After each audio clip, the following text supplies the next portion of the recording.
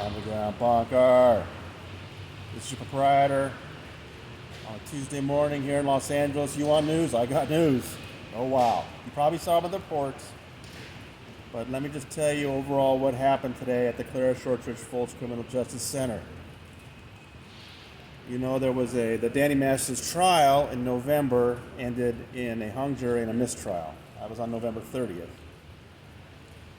Shortly after that, Chris Shelton and I were fortunate enough to interview the jury foreman who went through the things that he said held the jury up from coming to a decision, various problems they had with the testimony of the three Jane Does.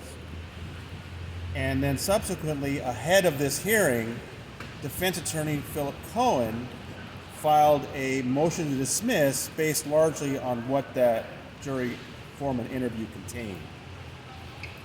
Basically trying to convince Judge Olmedo that even if the DA wants to retry Danny, that this juror says a new trial won't produce a new outcome, so they shouldn't do it. Well, even back in November 30th, the day of the mistrial, Cohen had told some reporters that he knew it was a long shot to simply get a dismissal if the DA wanted to retry the case. That was what we didn't know, was whether the DA was going to. So the first thing we were really looking forward to, and let me just say, it was fun to see the other reporters, the same regulars that were here for the trial in October, November. It was great to see them again. And so we waited to see what DA Mueller was going to say, and he just said it. We do intend to retry. Okay, so now Cohen then got to present his motion to dismiss and went through these things that he said was, really revealed by the juror interview. And Mueller came back and said, look, we're not looking at that. We're looking at what the jurors said right after we talked to them in the jury room after the mistrial. And Mueller was saying that they really felt that these jurors had kind of missed the boat. They'd ignored the expert, Mindy Mechanic. They'd ignored the Scientology material. He really felt that they had just not done their jobs. So then Cohen, of course, defended the jurors based on the juror interview and, back and forth about whether this jury had done its job or not. Well, then Judge Olmedo stepped in and said, look, her decision has nothing to do with that. It's just this kind of emotion asks her to dismiss the charges against somebody facing, a serious felony in the interests of justice. And she said that really had nothing to do with the juror opinion, but really had to do with several factors. And she went through those factors. So, for example, is this a serious felony, a violent felony? Yes, it is. So in the interest of justice, that leans against dismissing the case. Is the defendant, incarcerated? Is he going to have to stay in jail for a long time awaiting a retrial? No, he's not. Danny's out on bail, right? So she went through each of the elements, and each of the elements argued against dismissal. So finally, in the end, she said, nope, that's it. I'm not going to grant this denial, this motion that the defense wanted.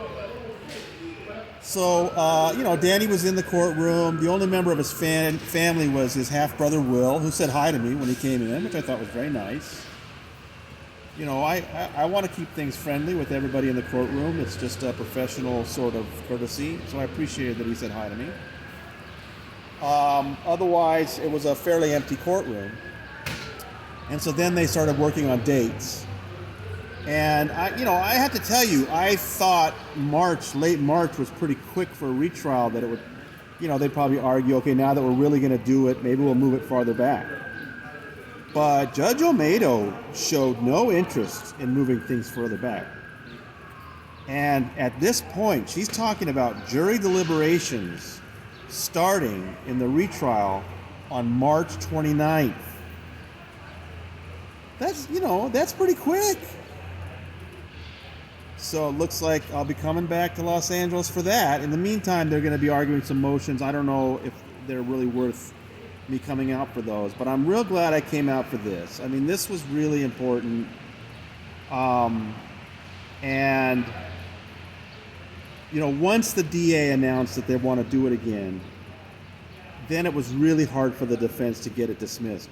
One of the things I also want to mention, one of the things the judge pointed out was that in the first trial, the prosecution only called 16 of the 36 witnesses on its potential witness list.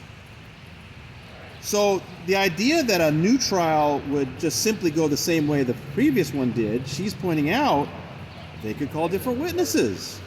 And of course, we've talked about that. We've talked about some of these witnesses like Damian Perkins, for example, a precipient witness to Jane Doe 1's incident. Maybe the DA ought to bring him in. And some of these other people, Lisa Marie Presley. I think the DA should try to get Lisa Marie Presley in again and see what the judge says this time. I mean, it's a whole new ballgame, people.